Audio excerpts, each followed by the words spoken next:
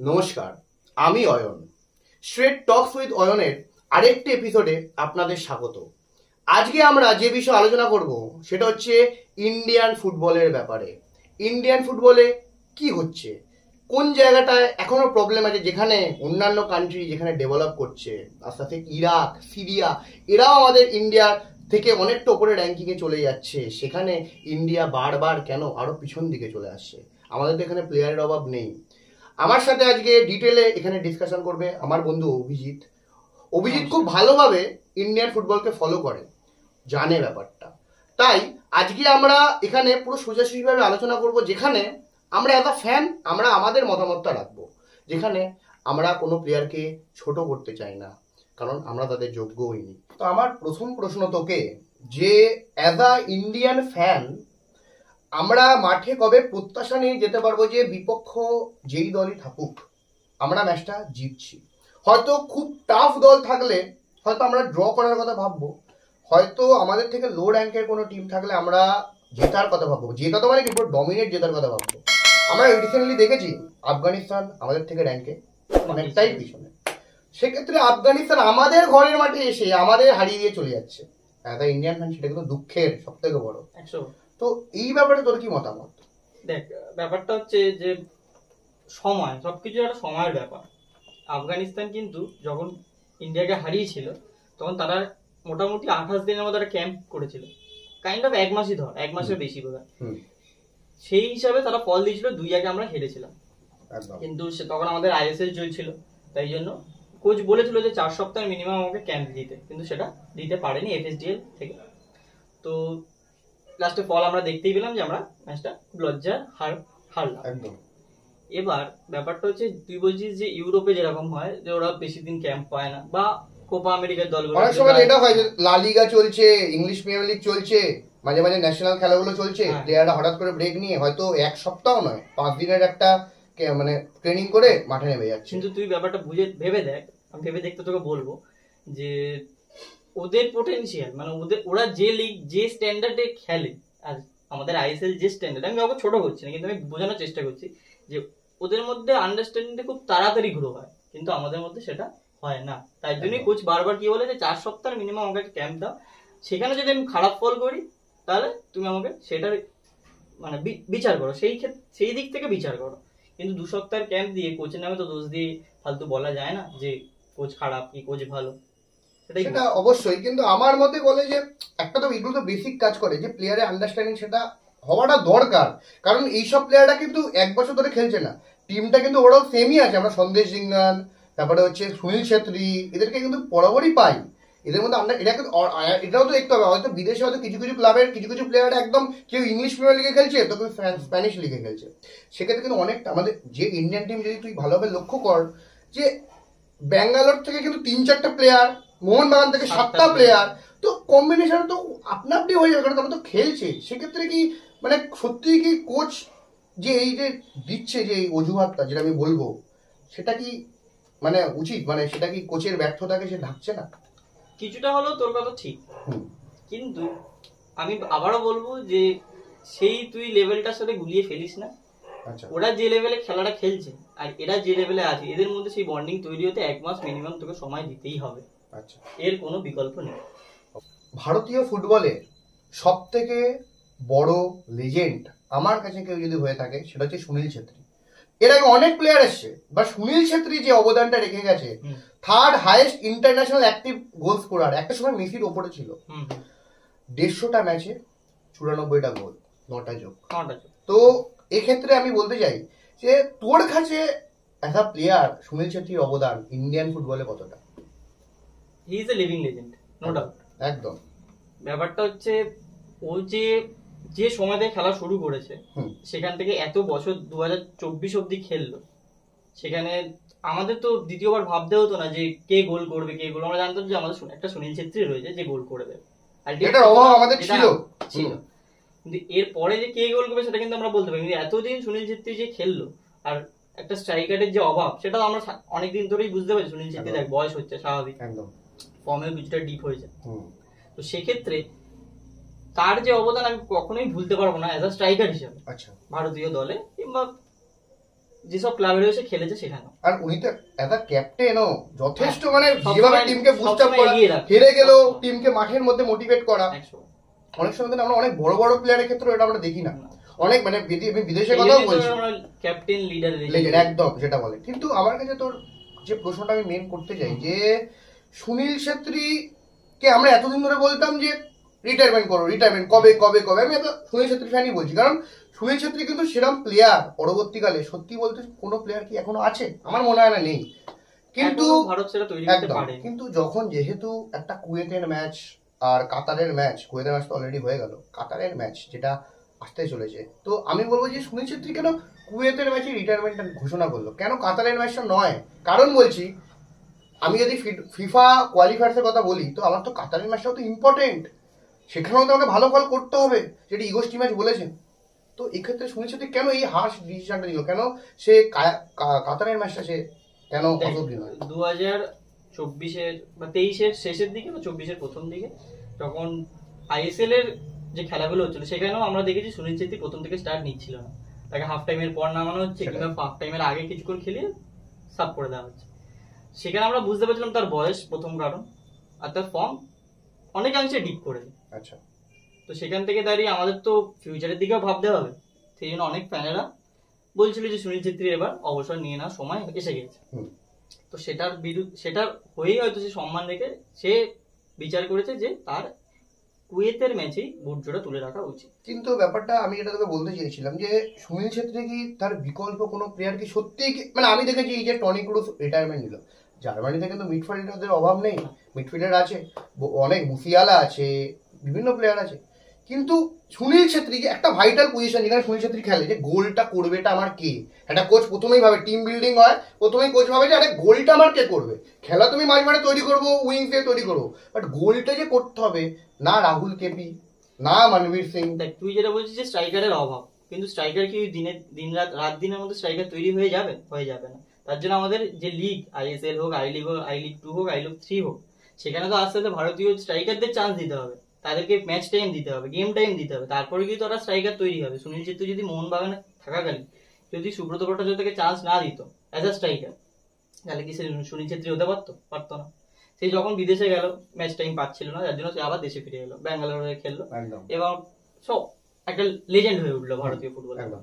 সেরকমই যেসব আমার একটা মেসেজ থাকবে যে ইয়াং স্ট্রাইকাররা ইন্ডিয়া টিমে রয়েছে বা ইন্ডিয়াতে খেলার জন্য ভাবছে, তারা যদি আইএসএল টিমে না চান্স পায়, তারা অন্তত I league 1, I league 2, I league 3 তে গিয়ে সেখানে খেলুক, কম টাকা পাবে কিন্তু খেলুক, অন্তত ম্যাচ টাইমটা তারা পাবে। এটা আমরা মোহামেডানের হয়ে ডেভিড বলে প্লেয়ারটার ক্ষেত্রে দেখেছি। কিন্তু আমার বললে তো আমি একটা লাল বিক নিয়ে যে প্লেয়ারটা, সে সুনীল ছেত্রীর রেকর্ড ভেঙেছে এবছরের আই লিগে। সুনীল ছেত্রী সম্ভবত 15টা গোল সে দিয়েছে। আচ্ছা, ঠিক আছে। সুনীল ছেত্রী এর আগে আরেকজনের সুনীল ছেত্রীর সাথে টাই, মোহাম্মদ রাফিক, হ্যাঁ একদম, ওর সাথে টাই ছিল, সে রেকর্ডটা ভেঙেছে। তো সেরকমই আমি আর মানে জানাবো যে ইয়াং প্লেয়ার রয়েছে, তারা আইএসএল এর মানে বেঞ্চে না বসে থেকে আই লিগ 2 তে বা আই লিগ 3 তে সেখানে খেলুক। এক্ষেত্রে কি আমাদের আইএসএল এর কোচ, আমি আইএসএল এর কোচের দোষ দেবো না, ম্যানেজমেন্টেরও দোষ দেবো না, কারণ সব টিমের ফ্যানেরাই চাইবে যে আমার বিদেশি স্ট্রাইকারই খেলুক দুটো। কিন্তু আমরা মোহনবাগানের ক্ষেত্রে দেখেছি যে অনেক সময়, মোহনবাগানের কথা বলবো না, আমার তো কামিন্স, পেট্রোস দুজনেই গোল করেছেন, অনেকগুলো টিমের ক্ষেত্রে দেখেছি ইন্ডিয়ান স্ট্রাইকার বসে আছে, এমনকি এফসি গোয়াতেই কোনো ঈশান পান্ডিতা, না ঈশান পান্ডিতা কেরালাতে ছিল একটা সময় যেমন ছিল এফসি গোয়াতে, পরবর্তী সময় নামতো, প্রপার স্ট্রাইকার কিন্তু সময় ছিল না, তাও কোচ নামাতো না। আমি এখানে কোচের দোষ না, কারণ কোচ বেটার তার টিমের জন্য বিদেশি স্ট্রাইকারই চুজ করবে।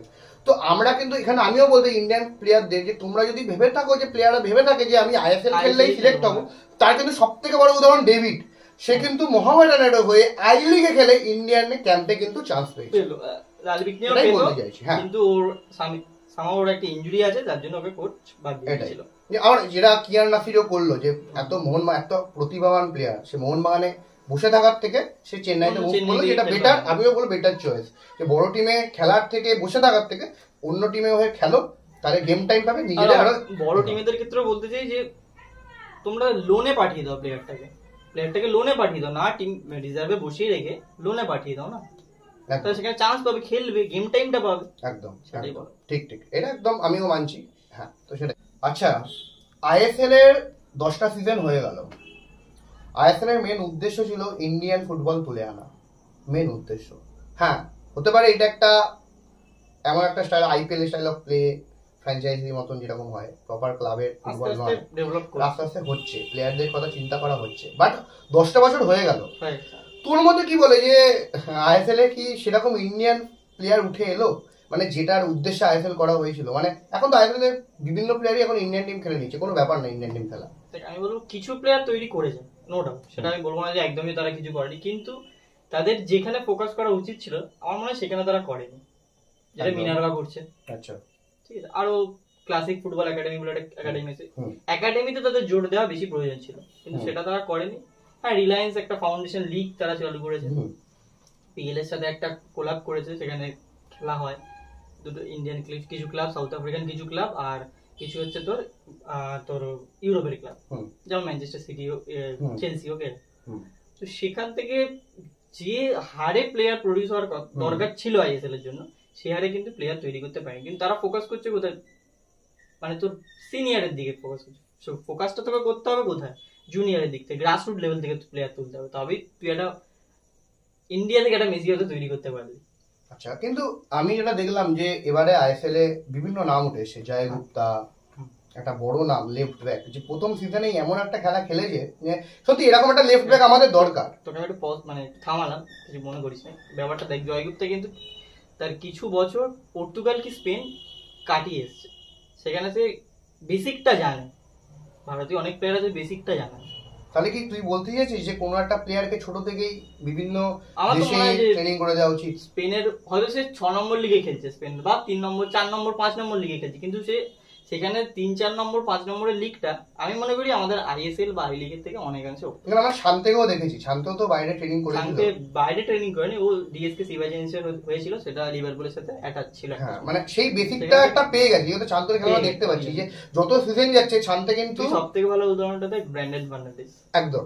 ও সাউথ আফ্রিকার একটা লিগে মানে ক্লাবের হয়ে ওখান থেকে শুরু করেছিল, না প্রথমে গোয়া থেকে শুরু করেছিল, তারপর ওখানে গিয়েছিল, ওখানে গিয়ে ওর আমার মনে হয় যে সব থেকে ভালো 10 নম্বর যদি কেউ ভারতবর্ষে থাকে অ্যাটাকিং মিডফিল্ডের যে পজিশনটা, সেটা কিন্তু ব্র্যান্ডন ফার্নান্ডেজ। না, সামাদ তো সেম পজিশনেই খেলতো। তো এই ক্ষেত্রে দুটো প্লেয়ারের মধ্যে যে একটা ইন্ডিয়ান টিমে হয়ে গেছে যে কোথাও যে স্ট্রাইকার নেই, কিন্তু একটা পজিশনে বিভিন্ন প্লেয়ার। আমি এটা বলেছি মিডফিল্ডার, একটা পজিশনে বিভিন্ন প্লেয়ার। ডিফেন্সিভ মিডফিল্ডার তুই যদি দেখ, বিভিন্ন প্লেয়ার আছে আমাদের। এখন অভিষেক সূর্যবংশী উঠছে, যে কোচকে ভাববে, ম্যানেজমেন্ট ভাববে যে আমি কোন প্লেয়ার, দীপক টাংলি আছে, ঠিক আছে। তারপরে যদি সেন্টার মিডফিল্ডে অনেক প্লেয়ার আছে, অনিরুদ্ধ থাপা আছে, টাংরি আছে।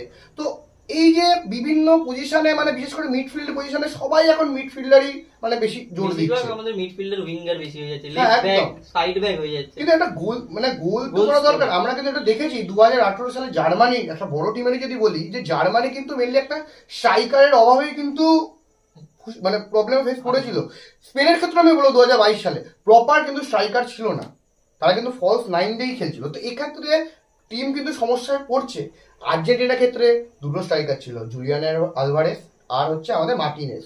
সেক্ষেত্রে যেখানে যার স্ট্রাইকিং লাইন ভালো থাকবে, তো এই জায়গাটি তো মেনলি ফোকাস করা উচিত আমাদের ইন্ডিয়া। আমাদের কিন্তু স্ট্রাইকার রয়েছে, ধর আন্ডার 17 যে খেলাগুলো হয় বা আন্ডার 15, সেখানে কিন্তু ইন্ডিয়ান গোল স্কোরার রয়েছে, কিন্তু তারা প্রপার গেম টাইম পাচ্ছে না এট আ টাইম, যখন বড় লেভেলে আসছে সেখান থেকে। সেই জন্য তাদের যে কি বলবো, তাদের যে তোর এক্সপোজার হচ্ছে না, তারা সেইখানেই হারিয়ে যাচ্ছে। এই যে আন্ডার 17 থেকে 23 অব্দি আসতে যে গেম টাইমটা তাদের পাওয়া উচিত, সেটা তারা পাচ্ছে না। তার জন্য স্ট্রাইকাররা হারিয়ে যাচ্ছে, বেঞ্চে বসে বসে আর কি খেলোয়াড় তৈরি হয়, খেলোয়াড় তৈরি তো মাঠে নামতে হবে। তো তোর কি মনে হয় যে আইএসএল এ কিছু চেঞ্জেস করা হচ্ছে? বিদেশি সংখ্যা 4 জন, আমার তো মনে হয় ঠিকই আছে। বিদেশি থাক, তাহলে তো কম্পিটিশনটা তৈরি হবে, সেটা বোঝার চেষ্টা করে। যেমন সাউদি যেটা শুরু করেছে, যত খুশি বিদেশি তুই খেলতে, ওরা তো অলরেডি একটা জায়গায় পৌঁছে গেছে। আমরা তো এটা বিদেশেও দেখেছি, রিয়াল মাদ্রিডের কটা স্পিনার প্লেয়ার আছে, সেই জায়গায় তো এখনো পৌঁছাতে পারেনি। এটা আমার মনে হয় যে আইএসএল বা এআইএফএফ এর ভাবা উচিত যে যদি তারা আন্ডার 20 বা 21 আর 23 যে প্লেয়ার গুলো আছে, তাদের মিনিমাম একটা গেম টাইম যদি দিতে পারে, অ্যাজ আ স্ট্রাইকার হোক বা যে কোনো পজিশনে, যেসব পজিশনে আমাদের প্লেয়াররা নেই, অ্যাজ আ সিবি হতে পারে, সেখানে যদি মিনিমাম তারা যদি একটা গেম টাইম পায়, মনে হয় সেখান থেকে কিছু হেল্প তারা পেতে পারে। আচ্ছা আচ্ছা, ইগোর ম্যাচ, আমাদের ইন্ডিয়ান কোচ এতদিন কোচিং করালো, তার প্ল্যান বিভিন্নভাবে সে বলে যে বারবার মিডিয়াতে যে ক্যাম্প পাচ্ছে না, ক্যাম্প সময় পাচ্ছে না, বিভিন্ন সময় বলেছে, তাকে সময় এবারে দেওয়া হয়েছে যথেষ্ট মনে করা যেতে পারে। তো এতদিনে ইগর স্টিমাচের অবদানটা কি, ইগর স্টিমাচ দিলটা কি? 2019 সাল থেকে ইগোর আমাদের স্টিমাচ আমাদের অ্যাজ আ কোচ ইন্ডিয়া টিমে রয়েছে। তো প্রথম এক বছর আমি ছেড়েই দিলাম, কারণ প্রথম এক বছর টিমটাকে প্লেয়ার খুঁজতে হবে, আর কোভিডও ছিল। কোভিড 2020 এসে 19 থেকে সে ইয়েতে ছিল, যুক্ত হয়েছে ইন্ডিয়া টিমের সাথে। এক বছর তাকে সময় দেওয়া হয়েছিল যে সে প্লেয়ার নিজের মতো করে মানে খুঁজে একটা স্টাইল অফ প্লে তার সেটা কিরকম সেটা দেখার, প্লেয়ারদের মধ্যে বন্ডিং তৈরি করতে তার সময় লাগে, 1-2 বছর সেটা নিয়ে যায়। এবার কিন্তু যখন দেখা যাচ্ছে যে আমরা আফগানিস্তানের মতো টিম, বাংলাদেশের মতো টিম তাদের বিরুদ্ধে স্ট্রাগল করছি, তখন কিছু সংখ্যক ফ্যান্স বলবো বা অনেক সংখ্যক ফ্যান্স তারা স্টিম্যাচ বলে একটা প্রোটেস্ট তুলেছিল। তো সেখান থেকে দাঁড়িয়ে যদি পার্সোনালি আমাকে তুই বলিস, অ্যাজ আ কোচ স্টিম্যাচের কিন্তু যেসব পুরনো যেসব কোচিং করিয়েছে যেসব টিমকে নিয়ে, সেখানে কিন্তু সে ততটা সাকসেসফুল নয়। কিন্তু ভারতীয় টিমের ক্ষেত্রে দেখা যাচ্ছে কিছু কিছু জায়গায় সে ভালো করে, যেমন আমার একটা ম্যাচের কথা মনে হচ্ছে, ইরাকের বিরুদ্ধে যে ম্যাচটা ছিল সেটা আমরা ড্র করেছিলাম, পেনাল্টিতে গিয়ে আমরা হেরে গিয়েছিলাম, সে ঠিক আছে, কিন্তু সম্ভবত একটা ফ্রেন্ডলি ম্যাচে কি কাতারের বিরুদ্ধেও কি আমরা 1-0 গোলে হেরেছিলাম, হ্যাঁ 1-0 গোলে একবার ড্র করেছিলাম কাতারের সাথে 0-0। কিন্তু সেই সময় দাঁড়িয়ে ইরাকের কোচও কিন্তু প্রশংসা করেছিল যে এই ভারতীয় টিমের খেলা, যেখানে শান্তি ছিল, সুনিশ্চিত ছিল, সাহাল ছিল। তো সেখান থেকে দাঁড়িয়ে কিছু কিছু জায়গায় সে ভালো, আবার কিছু কিছু জায়গায় তার ড্রব্যাক রয়েছে। তো এখনো অব্দি তাকে 50-50 রাখা যায়। তার সে কিছু ক্ষেত্রে তো সত্যি যে সে যা যা চেয়েছিল সেটা এআইএফএফ তাকে প্রদান করতে পারেনি, সেই জায়গা থেকে সে ঠিক। আবার কিছু কিছু ক্ষেত্রে যেমন আফগানিস্তান বা বাংলাদেশ, আমি কাউকে ছোট করছি না, কিন্তু বলতে চাই তাদের বিরুদ্ধে তো ম্যাচটা জেতা আমাদের উচিত ছিল। একদমই। তবে তো ফ্যান গ্রো হবে কি করে একটা টিম যখনই দেখবো যে আমাদের থেকে লোয়ার র্যাঙ্ক, হ্যাঁ হতে পারে জার্মানিও হেরেছে বিভিন্ন টিমের কাছে, আছে ফ্রান্সও হেরেছে, আর্জেন্টিনাও হেরেছে, আর্জেন্টিনা সৌদি আরবের কাছেও হেরেছে। বাট আলটিমেটলি আমি কি করছি, আমি হারছি ঠিকই, বাট আমি একটা ডমিনেটিং ফুটবল খেলছি, আমি খেলে হারলাম, আমি অ্যাটাক করে হারলাম, ঠিক আছে, বাট আমি একদম মাঠে গিয়ে একদম নিজেদের ফেলেই দিলাম যে না আমরা অ্যাটাকই করতে পারছি না। আমার তো এখনো মনে আছে আফগানিস্তানের সাথে আমরা কটা অ্যাটাক করতে পারিনি, বরঞ্চ তারাই অ্যাটাক করেছে, তারাই ভালো খেলেছে। আমি তো বরং অ্যাশলি ওয়েস্ট যিনি আছেন, উনি ব্যাঙ্গালোরেরও কোচ ছিলেন, আই লিগ জয়ী, উনি এমন একটা টিমকে ম্যানেজ করেছেন যে টিমটা আফগানিস্তান, আমরা জানি তাদের দেশের অবস্থা কি, তো সেখান থেকে যখন তিনি সেই টিমটাকে নিয়ে জিতিয়ে নিতে পারলেন ইন্ডিয়ার বিরুদ্ধে, তো সেখানে আমাদের তো ভাবতেই হবে যে সত্যি ইগোর স্টিমাচ কি শুধু অজুহাতই করে যাবে। সেটা ঠিক, তোর কথাটা একদিক দিয়ে ভেবে দেখলে ঠিক, কিন্তু দেখা যাক যে কি মানে তার যে কন্ট্রাক্ট রয়েছে সেটা 2028 সাল অব্দি রয়েছে, ঠিক আছে। এবার তাকে ইন্ডিয়া টিম কিছু একটা ক্লজের ব্যাপার আছে যে তাকে এক্সট্রা হয়তো মানি দিয়ে যদি রিজাইন মানে তাকে যদি ছাড়াতে হয়, স্যাক করতে হয়, তাহলে সেই টাকাটা হয়তো তাকে দিতে হবে, সেই জন্য হয়তো এআইএফএফ তাকে ছাড়াতে পারছে না। আচ্ছা, এটা একটা রিজন হতে পারে। তো আমি যদি বলি যে খেলা, যে প্লে অফ স্টাইল খেলা, যেটা মেন ইম্পর্টেন্ট, বিভিন্ন টিম বিভিন্ন রকম ভাবে খেলে। স্পেন টিকি-টাকা নিয়ে এসছে, টোটাল ফুটবল নেদারল্যান্ড, জার্মানি এরা নিয়ে এসছে, বিভিন্ন রকম খেলার স্টাইল আছে। আমি মনে করি আমি যবে থেকে খেলা দেখছি, আমি 2005-06 থেকে খেলা দেখছি, আমাদের স্টাইল অফ প্লেটা একই রয়ে গেছে, গগনে ফুটবল। এটা আমরা বলি যে ডিফেন্ডার বল পাচ্ছে সোজা উড়িয়ে দিচ্ছে ওইদিকে, মানে মোটামুটি আকাশে খেলা হচ্ছে, সে যে মাঝমাঠ থেকে আকাশে আমরা একদম, মানে যেখানে সুনীল ছেত্রীর হাইট খুব একটা হাইট নয়, তার বিরুদ্ধে কাতারের বড় বড় প্লেয়াররা খেলছে, সেই একই বল আর ব্যাক পাস, স্কোয়ার পাস, এটাতেই খেলা হচ্ছে। তো আমরা নিজেদের খেলার স্টাইলটা কবে পরিবর্তন করবো, মানে কবে আমরা একটু পাসিং ফুটবল বা টোটাল ফুটবল কি সবাই মিলে অ্যাটাক করছো, সবাই মিলে ডিফেন্স করছো, এই যে একটা খেলা অ্যাগ্রেশন, আমরা যেমন কোনো বড় টিমের সাথে খেলি আমরা সেই অ্যাগ্রেশনটা দেখাই না, যেটা সৌদি আরবিয়া দেখিয়েছে। একটা থিঙ্কিং যে ঠিক আছে আমরা কাউন্টার অ্যাটাকে খেলবো, আমরা যদি সুযোগ পাই একটাই সুযোগ পাবো, একটা সুযোগ কাজে লাগাবো, দুটো সুযোগ পেয়েছে দুটো সুযোগ কাজে লাগিয়েছে।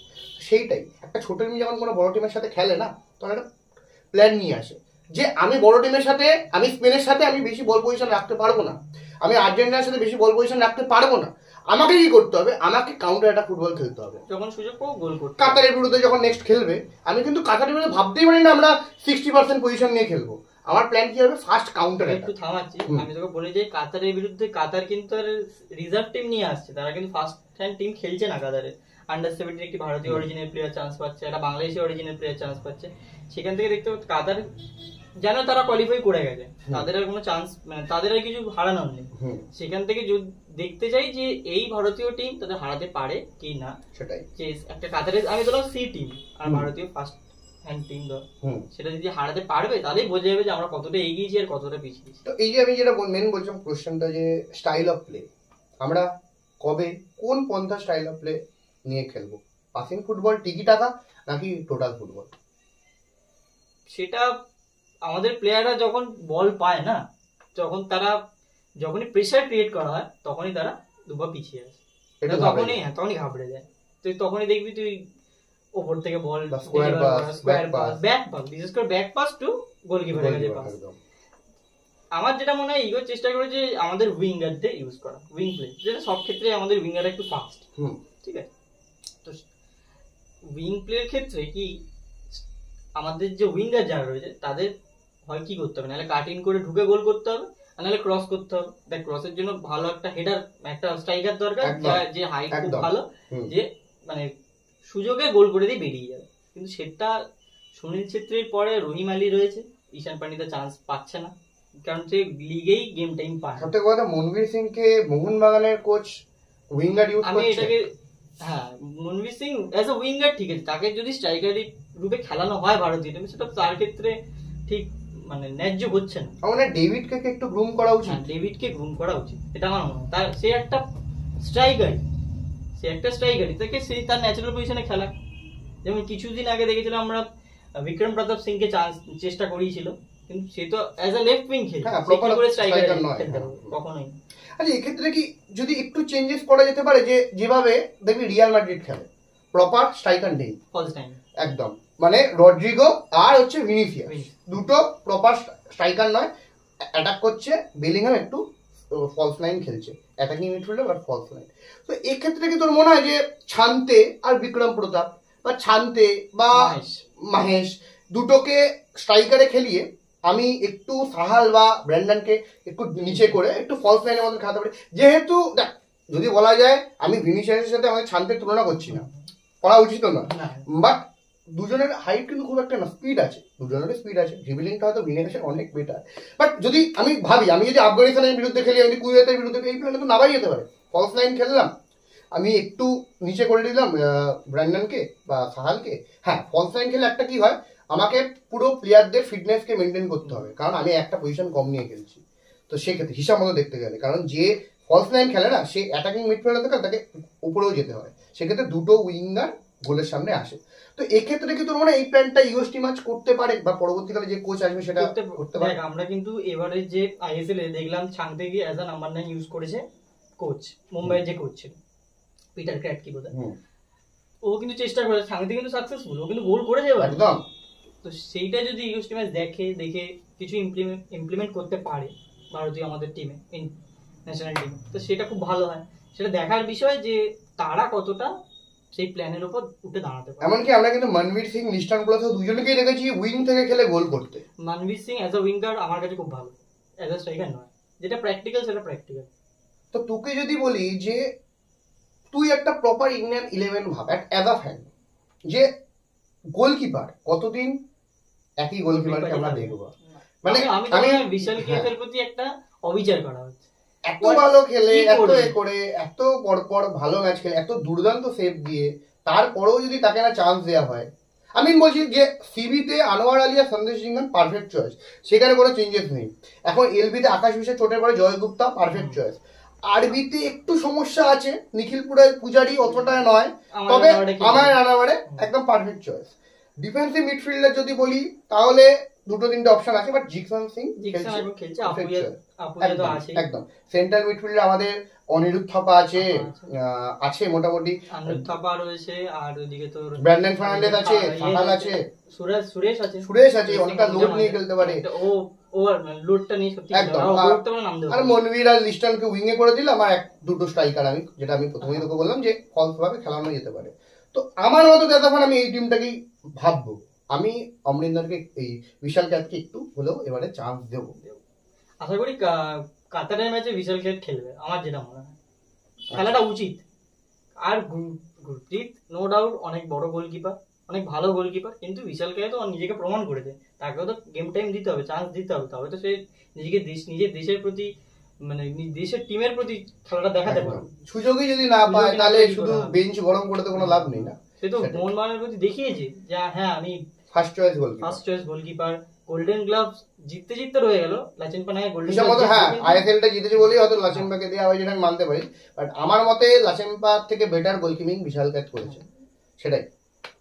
আচ্ছা, এশিয়াতে ভারত মানে আমাদের আইএসএল কোথায় স্ট্যান্ড করছে? মানে যেখানে আমরা দেখছি সৌদি আপ করছে, সবাই করছে, তো এশিয়াতে আমাদের আইএসএল এর ভূমিকাটা মানে আইএসএল কোথায়? মানে আদৌ হ্যাঁ মানে বিভিন্ন লিগে দেখ 20টা টিম 18টা টিম, রেলিগেশনের ব্যাপার আছে, একটা মানে নিচের টিমের একটা কনফিডেন্স যে আমি যদি ভালো খেলি আমি আসছি আইএসএল এ, প্লেয়াররা উঠবে, কোচেরা নিজেদের ইন্ডিয়ান কোচ উঠবে, তো এক্ষেত্রে আমি বলবো যে কি মতামত এই বিষয়টা? তো আইএসএল এ তো এখন রেলিগেশন চালু হয়নি, প্রমোশনটা চালু হয়ে গেছে, কিন্তু আমরা জানি মোহামেডান এবছর থেকে আই লিগে, তার আগে পাঞ্জাব হয়েছে, কিন্তু রেলিগেশন আই লিগে শুরু হয়েছে, আইএসএল এখনো শুরু হয়নি। সেটা যে প্রথমে যে সভাপতি ছিল যে কন্ট্রাক্টটা করে দিয়ে গেছে, সেই অনুযায়ী এখনো আইএসএল ওরকম সেই পর্যায়ে পৌঁছে যায়নি যে তারা রেলিগেশন শুরু করবে। যেসব টিমগুলো একটা সার্টেন অ্যামাউন্ট দেখাতে হয়, আইএসএল এ আসছে না, তাদের ব্যাংকে একটা একটা অ্যামাউন্ট দেখাতে হয় যে এই অ্যামাউন্ট রয়েছে আমার কাছে, তো সেই হিসাবে তারা আইএসএল এ আসতে পারে। সেখান থেকে তারা অবনমনটা কখনোই মেনে নিতে পারবে না এই মুহূর্তে দাঁড়িয়ে, কিন্তু যতদূর আমার মনে হয় 2025 কি 26 সম্ভবত যে আইএসএল এর সাথে এফএসডিএল এর সাথে কন্ট্যাক্ট শেষ হচ্ছে এআইএফএফ, তো সেখান থেকে যদি তারা রিনিউ করে, হয়তো তারপর কল্যাণ চৌবে বলেছেন যে আমাদের প্রেসিডেন্ট, সে বলেছে যে তারা চেষ্টা করছে তাদের সাথে কথা বলে, কিন্তু 2025 অব্দি কোনো চান্স নেই। আচ্ছা, 2025 অব্দি কোনো চান্স নেই, সম্ভবত 26 কিংবা 27 অব্দি তাদের সাথে কন্ট্যাক্ট রয়েছে এফএসডিএল এর সাথে, সেটা যদি তারা আবার রিনিউ করে তো সেই হিসাবে তারা কথা হয়তো বলবে যে ডেলিগেশন চালু করার ব্যাপার, আর নাহলে প্রমোশন তো আমরা দেখছি মোহামেডান এসে গেছে। তো আমার মনে হয়, আমার পার্সোনালি নিজের মনে হয় যে রেলিগেশনটা আনা দরকার, কম্পিটিশন হবে, একটা ফুটবল গ্রো করবে, কারণ একটা টিম কন্টিনিউয়াসলি লাস্ট হয়ে যাচ্ছে, সে উঠছে না, আর আই লিগ একটা টিম তারা ভালো খেলছে, এবার তারা এখন আই লিগ 2ই খেলছে। আমরা কিন্তু রিসেন্টলি দেখলাম যে এএফসি চ্যাম্পিয়ন্স লিগ যেটা আমরা বলতাম, এবারে আমাদের টিমকে এএফসি চ্যাম্পিয়ন্স লিগ 2-তে পাঠিয়ে দেওয়া হলো। মোহনবাগান কোয়ালিফাই করেছে, আর ইস্ট বেঙ্গল কিন্তু একদম। তো এই যে এটাও একটা ব্যাড ইম্প্যাক্ট পড়ে যে আমরা এএফসি চ্যাম্পিয়ন্স লিগ মূল পর্বে খেলতাম, রোনাল্ডো নেইমারদের সাথে মানে একটা বিপক্ষে খেলতাম, আমাদের ভালো লাগতো, কিন্তু সেই যে একটা অপমানজনিত হার, সেটাকে নেওয়া যেত অবশ্যই। হ্যাঁ, এটা ওরা ভালো, আমি একদিক থেকে এটার প্রশংসা করবো। এসিএল যারা খেলছে সম্ভবত 12টা টিম বোধহয় এসিএল খেলে, আর সেটা যারা ডেভেলপড হয়ে গেছে বা মানে তারা ডেভেলপিং থেকে একটু ওপরে চলে গেছে, তারা সৌদি হোক, কাতার হোক, এরা খেলবে সেই সব, জাপান হোক, সাউথ কোরিয়া হোক, ওরা খেলবে ওই লিগটা। আর যেটা এসিএল 2 যেটা বলা হচ্ছে, সেটাতে ভারত, লেবানন, আরো যেসব টিম রয়েছে, কুয়েত, আরো বিভিন্ন টিম তারা খেলবে। আর একটা 3 যেটা করা হয়েছে, তারা আমাদের আরো নিচে রয়েছে, যেমন তোর মায়ানমার, আরো যেসব টিম রয়েছে। কিন্তু ব্যাপারটা আমি যেটা দেখলাম এবারে এএফসি চ্যাম্পিয়ন্স লিগ যেটা হলো, আল আইন বলে একটা টিম চ্যাম্পিয়ন হয়েছে, তো আল নাসার না, আল হিলাল না, আল আইন, তো এখানে আমাদের একটা চান্স আছে যে টিমগুলোকে নিয়ে আমাদের প্রত্যাশা ছিল এই টিমটা জিতবে, আমি তো ভেবে নিয়েছিলাম হয়তো আল হিলাল জিতবে, হেরে গেছে, আল আইন জিতলো। তো এখানেও মানে এখানে আমি বলা যে ছোট টিম হলেও না, আমি বলছি আল আইন ছোট, অনেকটাই বড় টিম, সব যেখানে টিম আছে, হ্যাঁ ওটাই, তো তাই হোক একটা তাও হোপ জাগে, সেটা আমাদের ইন্ডিয়ান ফুটবলে কবে আসবে না, আমরা কবে দেখবো একটা ইন্ডিয়ান, আজ মোহনবাগানকে নিয়ে আমাদের প্রত্যাশা, ইস্ট বেঙ্গলকে নিয়েও প্রত্যাশা, আমরা চাই ইস্ট বেঙ্গল মূল পর্বে যাক, ইস্ট বেঙ্গলের রেকর্ড ভালো, মানে জাতীয় স্তরে বাইরে ইন্টারন্যাশনাল স্তরে ইস্ট বেঙ্গলের কিন্তু রেকর্ডটা ভালো মোহনবাগানের থেকে, অবশ্যই এটা মানার কোনো দ্বিধাবোধ আমরা করছি না। তো এই ক্ষেত্রে আমি বলতে চাই যে এইবারে তোর কি প্রত্যাশা, মোহনবাগান ইস্ট বেঙ্গল কি করবে? কারণ মোহনবাগানের টিম ভালো, আর এইবারে ইস্ট বেঙ্গলের টিম কিন্তু ভালো, তারা ভালো একদম, আদিত দালাল, ডিমান টকস কে সাইন করিয়েছে এক্ষেত্রে, তো এক্ষেত্রে কি প্রত্যাশা রাখছিস যে মোহনবাগান ইস্ট বেঙ্গল? মানে আশা করি মোহনবাগান যখন আগেও খেলেছে, মানে যেটা তোর এএফসি ছিল, তো সেটা তো খেলেছে, সেখানে আমরা দেখছি কি নকআউট স্টেজে গিয়ে আমরা হেরে যাচ্ছি, যেটা কোয়ালিফাই করার দেখ, আমি কাউকে ছোট করছি না, বাংলাদেশের টিমের সাথে আমরা জিতছি বা আদার যেসব টিমের সাথে জিতছি, ওটা তো বাংলাদেশের কাছেও তো আমরা হেরেছি, বসুন্ধরা কিংস, কিন্তু যে আমরা নকআউট স্টেজে গিয়ে হেরে যাচ্ছি, সেখানে সমস্যাটা কোথায় সেটা যে আমাদের কর্মকর্তারা রয়েছে তারা দেখেছে। আর সঞ্জীব গোয়েঙ্কাও বলতে কি অ্যাজ আ ম্যান, মানে অ্যাজ আ তোর কি বলবো মানে তোর দেওয়ার প্রতি ইনভেস্টারের হয়ে সে কিন্তু কার্পণ্য করছেন, সে কিন্তু ভালো। আমরা শুনছি যে এএফসি কাপের মানে এসিএল 2 এর জন্য আলাদা একটা টিম তৈরি করা হচ্ছে। না এবারে নাকি এটাও খবর পাওয়া গেছে ইউরোতে একবার স্কাউট করা হচ্ছে, যে মানে আমরা স্কাউট করেছিল, জনি কাকু তো ইউরো থেকেই এসেছিল একদম, এবারেও তো ইউরো কোপাতে স্কাউট করা হচ্ছে। আমরা জানি জেমি ম্যাকলারেন আসছে, আমাদের মোহনবাগানে আসছে, তো সেখান থেকে দিমিত্রি পেত্রাতস তো রয়েছে, আর জেসন গামিন্স আছে, হ্যাঁ ইন্ডিয়ান প্লেয়ার তো প্রায় ভালো ভালো যারা ন্যাশনাল টিম খেলছে তারাই আমাদের মোহনবাগানে রয়েছে। চেষ্টা করছে যে তারা একটা ভালো পর্যায়ে, আর কিন্তু চেষ্টা করছে তারা যে থেমে থাকছে না, যে আইএসএল জিতেই থেমে যাচ্ছে, তারা চাইছে, কর্মকর্তারা চাইছে, ইনভেস্টার চাইছে যে তারা এএফসি কাপ বা এসিএল 2টাও জিতুক, তারা ইন্টারন্যাশনাল কাপের প্রতি নজরটা রাখছে। আর same goes to East Bengal, তারাও কোনো অংশেই পিছিয়ে নেই, তারা প্রথম দিকে হয়তো খারাপ টিম তৈরি করতো বা কোনো যে কোনো কারণেই হোক, কিন্তু এখন তারা চেষ্টা করছে ভালো টিম তৈরি করার এবং কম্পিটিশন দেওয়ার। আশা করি তারাও কোয়ালিফাই করে মোহনবাগানের সাথে একদম আমরা হয়তো দেখতে পারি, ইন্টারন্যাশনাল লেভেল ডার্বি দেখতে পারি, একদম সেটা তো আরো মানে আরো একদম দারুণ। সেটাই আমরাও চাই যে ইস্ট বেঙ্গল কোয়ালিফাই করুক মেন রাউন্ডটা। ইস্ট বেঙ্গল যথেষ্ট ভালো টিম করেছে, মানে বিগত কত বছর ইস্ট বেঙ্গল শুধু আইএসএল এ অংশগ্রহণ করার জন্য খেলছিল, বাট এবারে ভালো লাগলো যে এএফসির জন্য তারা স্ট্রং টিম বানিয়েছে। তো এক্ষেত্রে আমার তোকে বলা যে আমরা রিসেন্টলি সম্প্রতি জুরিগেন ক্লপকে রিটায়ারমেন্ট মানে তাকে লিভারপুল থেকে সরে যেতে দেখলাম নিজে থেকেই। লিভারপুল কিন্তু এবারে খুব খারাপ ফল করেনি, 3 নম্বরে তারা সম্ভবত ফিনিশ করেছে, মানে আর সিটি আর এরপরে আর্সেনালের পরে। তো আর শুনলাম যে পরবর্তী সময় আর পরের মৌসুমে পেপ গোয়াদ্রিওয়ালাও ছেড়ে দিচ্ছে। তো আমার কাছে মেন প্রশ্ন যেটা আমি তোকে বলতে চাইছি যে এত সফলতম কোচ পেপ গোয়াদ্রিওয়ালা কি দেয়নি সিটিকে? 4টে চ্যাম্পিয়ন্স লিগ, একটা চারটে চ্যাম্পিয়ন্স লিগ, না 4টে, আর 4টে প্রিমিয়ার লিগ, 4টে প্রিমিয়ার লিগ, আর মার্জনা করবেন 4টে প্রিমিয়ার লিগ এবং একটা চ্যাম্পিয়ন্স লিগ, একটা কোচ দিয়েছে যেটা বলার মেনলি। আর জুর্গেন ক্লপ আসার আগে লিভারপুল অতটা প্রিমিয়ার লিগে ভালো করেনি ভালো ফল। একটা কি হয়েছে যে একটু ক্লোজ গেছিল চেলসির কাছে, হেরে গেছিল লাস্ট ম্যাচটা, সেখানে একটা ডিসঅ্যাপয়েন্টমেন্ট হয়েছিল। বাট জুর্গেন ক্লপ আসার পরে প্রিমিয়ার লিগে চ্যাম্পিয়ন হওয়া, চ্যাম্পিয়ন্স লিগে চ্যাম্পিয়ন হওয়া, তো এত সফলতম কোচ নিজে থেকে সরে যাওয়া, এটা আমরা ইন্ডিয়ান ফুটবলে দেখতে পারি না। আমাদের ইন্ডিয়ান ফুটবলে যে কোচ একটা সফল মানে ভালো সিজন দিচ্ছে তাকে রেখে দেওয়া, সে ক্লাব হোক ন্যাশনাল এতে হোক, সে নিজে থেকে সরে যাওয়ার কোনো প্রশ্নই নেই। এমনকি যে খারাপ ফল দিচ্ছে তাকেও রেখে দেওয়া, এখানে যে প্লেয়ার কোচেদের একটা সরে যাওয়াটা না, তো এইটা আমাদের ইন্ডিয়ান ফুটবলে কবে হার্শ এই ডিসিশনগুলো দেখতে পাবো? দেখ তুই যদি ক্লাব ফুটবলের কথা বলিস তাহলে কিন্তু আমরা সেটা দেখেছি। আচ্ছা, জুয়ান ফেরান্দো একদম মোহনবাগানের হয়ে আগের মরশুমে যখন ছিল, ও কিন্তু ডুরান্ড কাপ দিল, কিন্তু যখন আমরা এএফসি তে খারাপ পারফরমেন্স করলাম, আইএসএল ও খারাপ পারফরমেন্স করলাম, ম্যাচ হারছিল, তখন ম্যানেজমেন্টের তরফ থেকে তাকে সরিয়ে দেওয়া হলো। তো সেই ক্ষেত্রে আর তুই যদি ন্যাশনাল ফুটবলের দিক থেকে যাস, তখন তুই দেখ দুটো আলাদা আলাদা তো ক্ষেত্র, একটা ক্লাব ফুটবল আর একটা ন্যাশনাল। ন্যাশনাল একটা কন্ট্রাক্ট থাকে যে তুমি এত বছর ভালো করলে তাহলে তোমার একটা এক্সটেনশন হবে, আর নাহলে তোমাকে রিজাইন দিয়ে চলে যেতে হবে। সেক্ষেত্রে ইগোরের সাথে যদি বলতে চাস, যদি তুই ইঙ্গিতটা করতে চাস স্টিম্যাচের প্রতি, তাহলে আমি সেটা বলতে চাই যে যদি Stimac world cup third round অব্দি আমাদের নিয়ে যেতে পারে, তাহলে সেটা তার এক্সটেনশন হবে 2028 অব্দি, নয়তো তাকে রিজাইন করে চলে যেতে হবে। একদম। আর ক্লাব ফুটবলের ক্ষেত্রে কিছু কিছু ক্ষেত্রে আমরা খারাপ ডিসিশন দেখেছি, যেমন তুই বলতে পারিস কেরালার ক্ষেত্রে।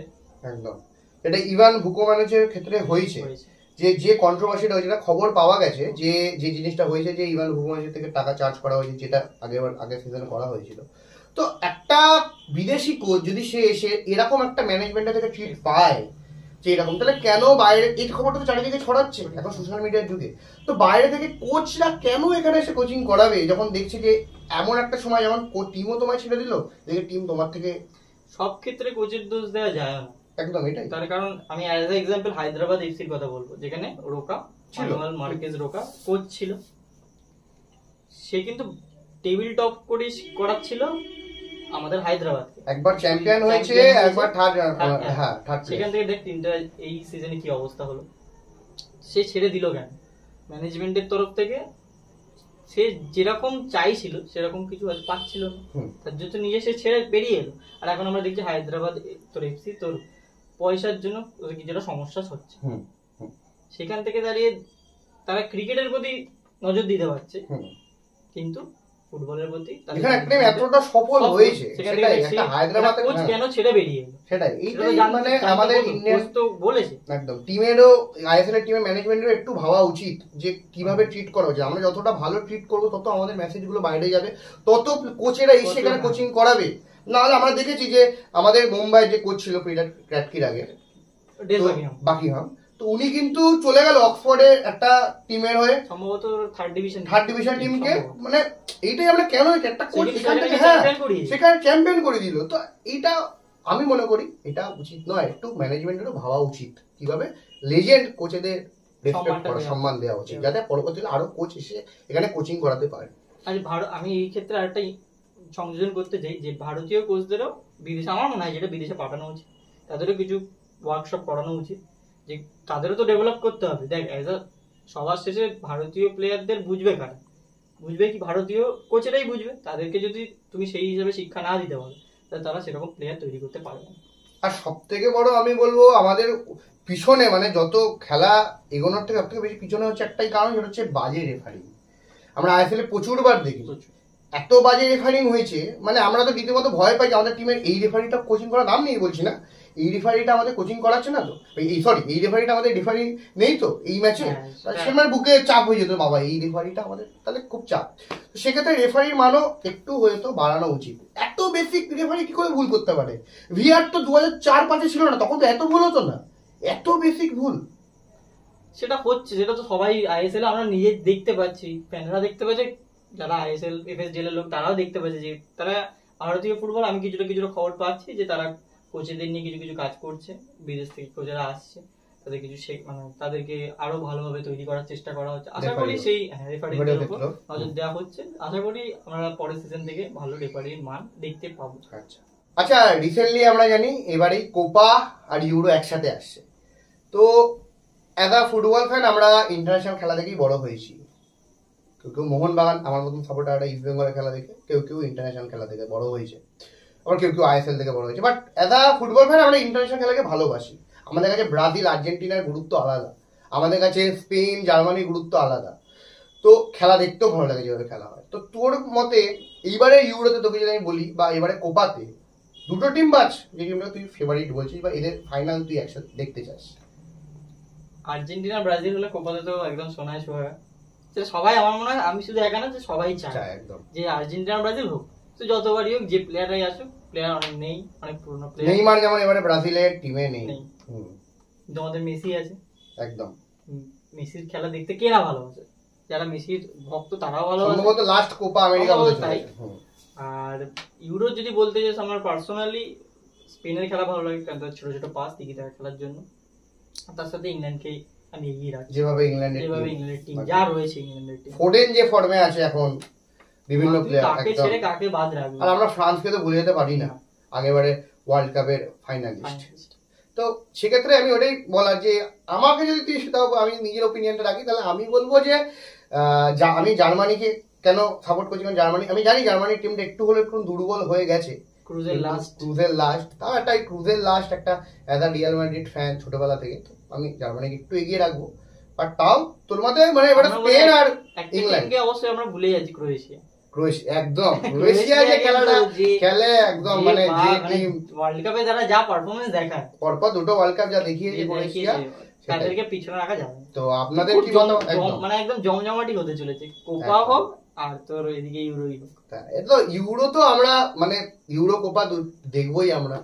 তো সেক্ষেত্রে বলবো যে আমরা যেরকম ইন্ডিয়ান ফুটবল নিয়ে আলোচনা করলাম, যেভাবে আমরা ডিসকাস করলাম, এখানে আমাদের মতামত আমরা রেখেছি অ্যাজ আ ফ্যান।